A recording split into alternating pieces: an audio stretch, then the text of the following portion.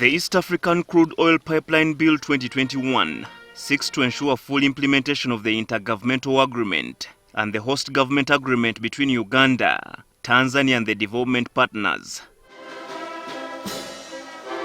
This is to enable the construction of the pipeline, its management and the oil in transit, among other aspects. The bill, which was tabled before the Parliament's Natural Resources Committee, is now ready for the second reading amidst controversies on certain clauses. Among them is Clause 1, which seeks to grant retrospective commencement of early project activities to ensure that public works and associated costs incurred by investors since 1st July 2016 are catered for under the bill.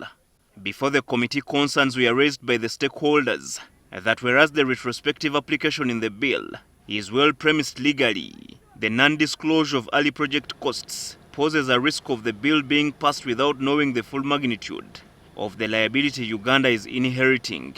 Despite taking note of these concerns, the committee has recommended that the clause stands part of the bill on grounds that government and the investors have already agreed on the costs in the early project activities. Clause 5 of the bill seeks to set the transportation tariff of the crude oil from Hoima to Tanga at $12.77 per barrel, or 45,579 shillings, of the estimated 1,046,000,000 barrels, adjustable each year starting from the first anniversary of the first commercial delivery of the petroleum. Whereas the committee recommends this clause to be part of the bill, majority committee members want government to clarify on whether the proposal is to set the transportation tariff or to fix the same. Members also want to be provided by a breakdown of the transportation tariff of $12.77 per barrel.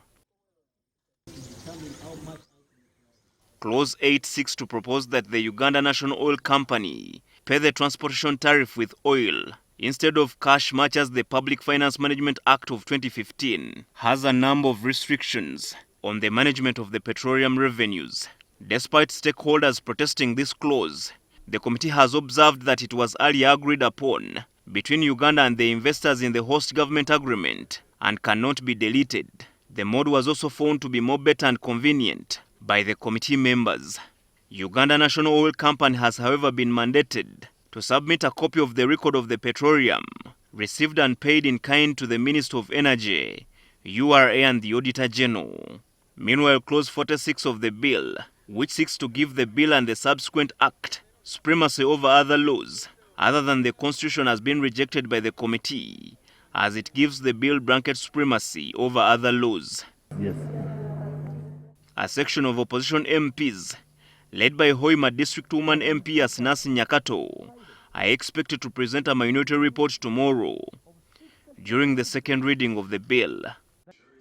The 1,445-kilometer pipeline from Hoima to Tanga in Tanzania is expected to cost 12.49 trillion shillings.